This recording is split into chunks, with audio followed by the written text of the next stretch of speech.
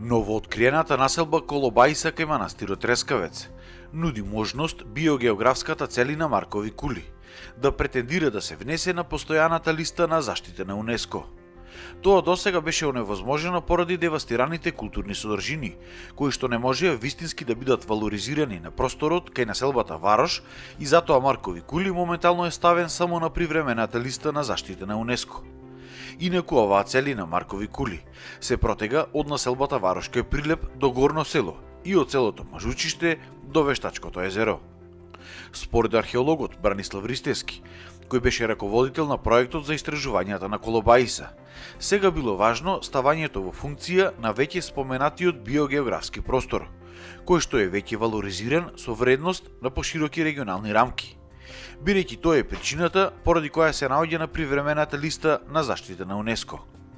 Едната димензија била природните вредности, а другата димензија културните вредности, односно сега имало симбиоза и на природните и на културните вредности. И тоа било она што му давало дополнителна димензија како вредност, која треба да биде сега валоризирана во пошироки рамки за да претендира на постојаната листа на УНЕСКО.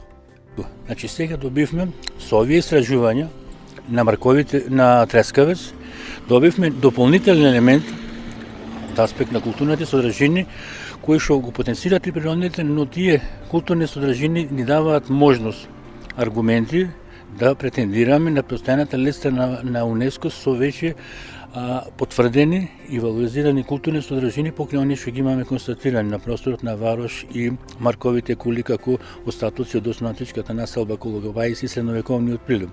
Потоа материјалните остатоци констатирани на Баба, потоа гробниците во Горно село и цела низа други содржини, вклучувајќи го и онаа фаза на манастирот Трескавец од 12-тиот до денес, освари екзистенцијата на еден исуштилно битен сакрален простор.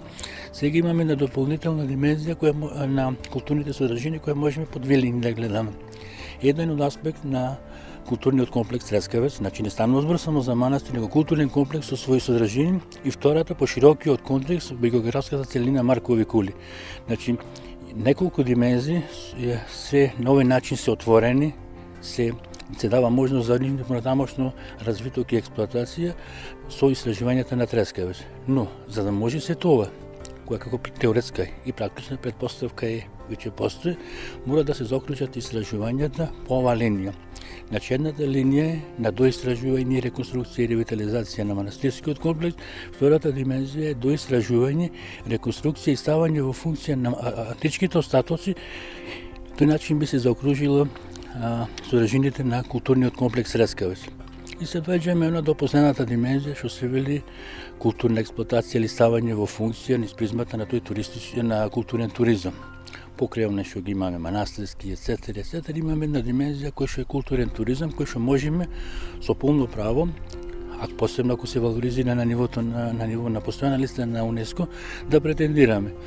Ристевски потенцира дека во тек се работите за возобновување на опожарените конаци на Трескавец, каде станува збор за еден жив манастир и многу значаен пункт, кој што ги имал сите потребни ресурси за развој на сите облици на туризмот. И второ, се работело интензивно на подготовка за реконструкција и ревитализација на црквата, трапезаријата и магреницата во манастирот, а истовремено пак во план биле активностите за целосно откривање на археолошките остатоци на античката населба Колобајса. Со нивна делумна реконструкција и ставање во функција се заокружуваат целите за да овие инфраструктурни потенцијали бидат ставени во функција на тој така наречен културен туризам. Сето тоа се претпоставки за да може да претендираме за постојаната листа на УНЕСКО. Но за да се случи тоа што е можно побрзо, според Ристевски, требало државата да биде поажурна и да реализира едно добро поддржана и осмислена акција. Претензиите за постојаната листа на УНЕСКО подразбираат веќе валоризирање на овие вредности на едно повисоко општо ниво, значи вредности кои не ги наменуваат регионалните рамки, значи балкански или медитерански. За колку години би можело да биде? Овде не е прашањето на време, прашањето на инвестиција, односно за инвестицијата не во материјална смисла, него инвестицијата како државата како системна организација од областта на културното, на природното наследство и другите организациони сегменти на една општествена заедница држава, доколку би се ставиле во функција на започнување на процес на валоризација на овој простор за постојаната листа на УНЕСКО, тоа е многу краток период, бидејќи одредени чекори се направени со подготвувањето на драфт верзијата на менеджмент планот. Во оптек е и веќе нова верзија на менеджмент планот како основа, како документацијна основа за отпочнување на процесот. Веќе знаете дека постои закон за прогласување на марковите коли за споменик на природата уште 2005 година како правна основа за сето ова. Целиот систем на споменици на културата се валоризирани според постоечкиот закон на заштита на културното наследство. Значи, сите тие претпоставки постојат.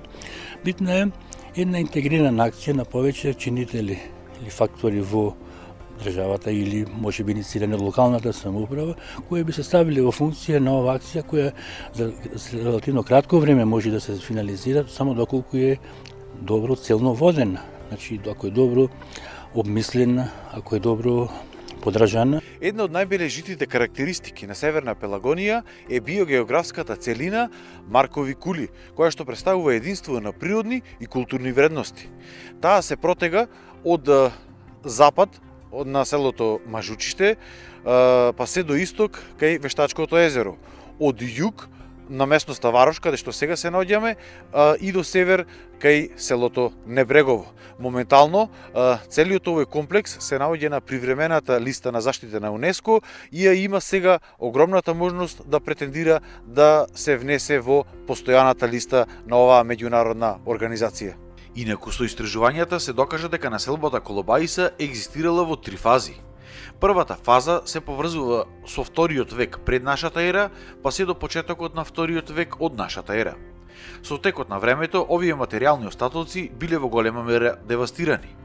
Потоа, една од најбележитите етапи од развојот на Колобајса е времето од крајот на првиот, односно почетокот на вториот век, па се до средината на четвртиот век од нашата ера, каде екзистира една исклучително репрезентативна населба поврзана со култот на Аполон и Артемида.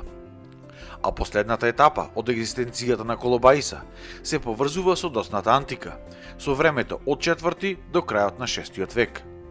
Имено, последно темелно разрушување на постарата населба, поврзано најверојатно со варварски наезди.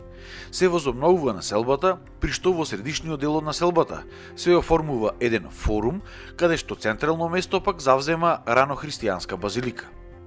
Со откривањето на оваа базилика стана појасно дека во централниот дел на овој форум било јадрото, односно суштината, врз која што во 12 век се возобновува манастирот Трескавец.